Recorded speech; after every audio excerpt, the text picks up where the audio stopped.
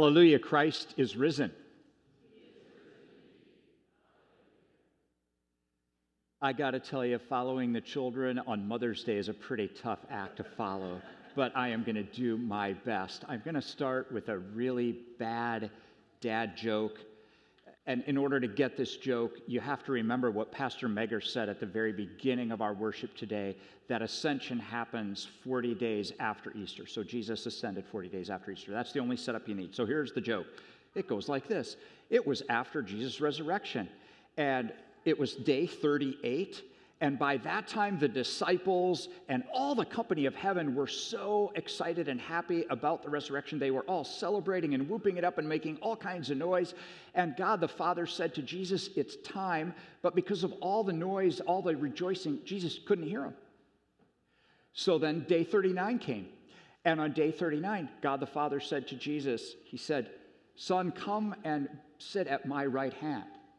And again, because of all the noise, Jesus didn't hear him. So then day 40 came, and God the Father said, with his greatest, deepest, God-booming voice, he said, "Jesus, may I have your ascension, please?" Okay.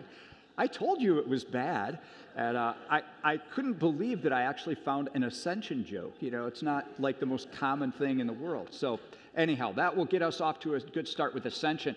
All kidding aside, ascension is a pretty big deal. Every time that we say the creed together, we say that we believe that Jesus ascended and he now sits at the right hand of God the Father Almighty.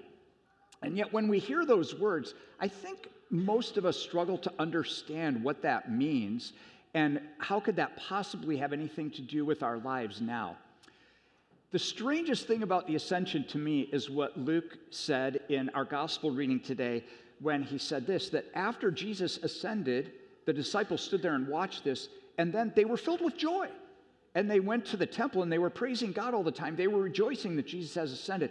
And our modern minds have a hard time with that because I think what we think when we hear ascension is, well, Jesus was here and now he went far away and he's not here anymore. There's a reason why we think that, and I'll get to that in just a moment. But I'm going to answer that very simple question for the rest of the sermon because the answer to the question, why were the disciples filled with joy when Jesus ascended, that's going to help us understand the ascension a little better, and it's also going to show us what the relevance of the ascension is to our daily lives. So here we go. Why were the disciples so filled with joy when Jesus ascended? Our modern minds think they should have been sad, they should have been grieving and mourning, but they were filled with joy. Well, one reason we struggle to understand that so much is we are Western cultured people, and we are deeply influenced by ancient Greek philosophy. I don't know if we have any philosophers here this morning, but here's my understanding of ancient Greek philosophy is that they believed that things were made up of kind of two realms. There was the physical realm, like all the stuff you see here, all of us, that's all part of the physical realm. And the physical realm is bad, and it's awful, and it's horrible, and you really need to escape it somehow. And then they believed at the same time that there's a spiritual realm. And the spiritual realm is wonderful and great, and everything is perfect and wonderful in the spiritual realm. So salvation to the ancient Greek philosophers would be that you get to escape from the awful, horrible, evil, physical stuff and go to the pure spiritual stuff. And so I think that's the background of how we tend to think about what's happening at the ascension. We kind of think of it like that, well, that was Jesus' escape, and he's escaping the earth, and he's going off to heaven, never to be heard from again. But you know, that's not the biblical view of reality. That's not what the disciples who were rejoicing at Jesus' ascension believed. If they believed that, they would have been crying and sad. But they were happy. Why? Well, because they believed that, everything is made up of two realms. There's earth and heaven. They talked a lot about heaven and earth. And earth, of course, is where we live, and it's what God created.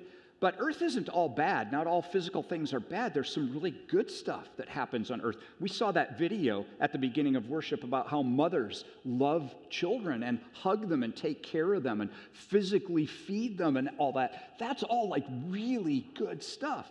So the earth has good stuff to it. It's broken now, but it's not all bad. And then we believe that there's heaven, and heaven is where God dwells, where the angels are. But you know what? Heaven is not super, super far away. It's more like heaven and earth are two sides of one coin. That's what those disciples believed. And that's why they were rejoicing. Because when Jesus ascended, what they believed was that Jesus didn't go off far away somewhere. He was actually really close by them. He was still present with them. And he had promised to send his Spirit, that's the Spirit of the Father and the Son, to be present with them all the time, everywhere. What they believed was that Jesus was fulfilling his promise, where 2 or 3 are gathered in my name, there I am with you. That's what they believed. That's why they were rejoicing. Jesus wasn't far off somewhere. He was right next to them, and just separated by a thin veil. I think Luke tells us in Acts that they couldn't see him because he was in a cloud. He was just clouded. And there's this thin veil, but that veil began to be broken when Jesus was crucified, when the temple curtain was torn in two. So there's just this thin veil separating heaven and earth. And what happens then is that heaven actually keeps crossing that veil once in a while. And salvation then is not an escape from the evil, physical, awful, physical stuff into some pure spiritual world.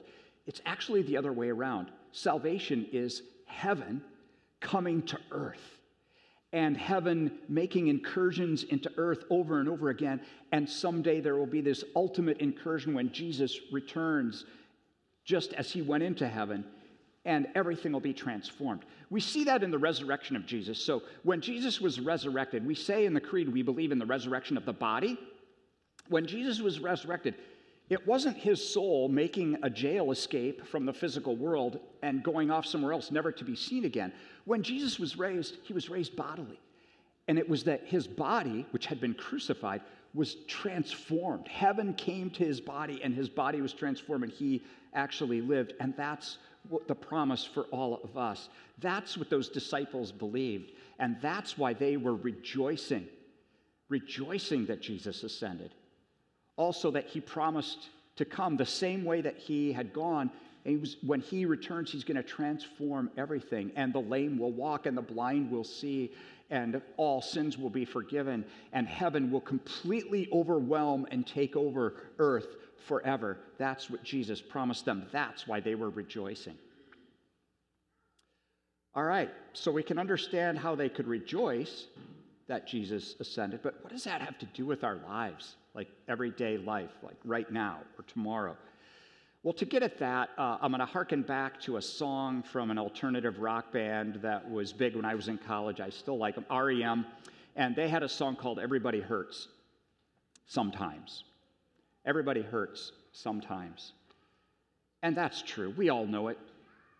Maybe you're hurting today in some way. It's Mother's Day. Everybody's supposed to be happy, but maybe you're hurting in some way. And in those moments when we're hurting, we start thinking to ourselves, why is this happening to me? Where is God in all this? Why is Jesus so far away from me? And here's the relevant thing. When you're hurting like that and wondering those questions, remember the ascension. Jesus is not far away from you. In fact, he is right there with you, right next to you. You just can't see him because there's that veil for now separating heaven and earth, but it's thinning. That veil is getting thinner and thinner. And actually, when you're hurting, Jesus is still coming to you. He's speaking across that veil. He's speaking through it to you. One of the ways that happens is when his word is spoken. Wherever the word of Jesus is spoken, that's the crossover. That's heaven invading the earth. That's heaven, that's God speaking to you in your life. That's why we encourage you to read the scriptures, not so that everybody becomes a Bible scholar, but because whenever you read the Bible, God is going to be speaking to you from heaven. And then another place where God crosses through that veil and makes a heavenly appearance and heaven begins to impact the world is in baptism. So what happens in baptism is the creator of the universe, the vastness of the universe, God created this whole thing. He comes to you, to your child or the person you love and says, I'm interested in you. I care about you. I love you. I want you to be my child forever, and I promise never, ever to let you go. That's the message of heaven coming right through that veil, right here into our lives, into earth. And that's a real everyday impact on your identity in our world today. It's very relevant. Another place where heaven crosses the veil and we get what's often been called a foretaste of the feast to come is in Holy Communion. In Holy Communion, we receive this meal. Jesus comes to us. He is really present with us in his body and blood here. And this is a foretaste of the feast to come. It's a foretaste of when Christ returns as he ascended and when everything will be transformed. You know, here in this church, we have a little bit in common. I mean, we all live in the St. Louis area, but what else do we have in common except that we believe in Jesus and we come to this church to hear about Jesus? And what a great foretaste of heaven that is, that we of so many different backgrounds and social circles, God gathers us together here as one people. What a great vision of heaven that is. And here at this meal, sins are forgiven, and we're that community in Christ, and Jesus is present with us here, a little foretaste of heaven. You know, one more thing. When Jesus ascended to heaven, we're told that he blessed the disciples. That's what Luke says. But then he also says that as he was ascending, he was blessing them. That's, I think, a participle, which is present tense, ongoing, blessing. Luke never tells us that Jesus stopped blessing. So I think we can assume that Jesus is ascended to the right hand of God the Father, and he's not sitting next to God the Father with his arms crossed. He's not sitting next to God the Father pointing an accusatory finger at everybody. He's not sitting up there tapping his watch, wondering, when's it time to come back? He's blessing. Just like the art image shows there. Jesus ascended to heaven at the right hand of the Father. Again, here's a very relevant thing for your life. Jesus is blessing you from God's right hand. He's blessing you and all the poor ones and the rich ones, the little ones, the important ones, the broken ones, the whole ones, those who are rejoicing, those who are mourning. Jesus, at the right hand of the Father, never stops blessing us, and he's calling us to join him in that blessing of the world. Just as mothers bless children, Jesus is calling us to bless the people around us. You know, the easy thing to do in today's world is to join in all the cursing of the people around you. You know, just condemn everybody, tell the rest of the world how awful they are. Jesus gives us a wonderful vision in his ascension of blessing the world, because that's where heaven is headed. That's where Jesus is taking it. So yeah, God the Father did get Jesus' ascension finally. He did get Jesus' ascension. And thanks be to God, because that means that Jesus is with us always, and he is at the right hand of God blessing us. Christ is risen. Alleluia. He is risen indeed. Alleluia. I invite everybody.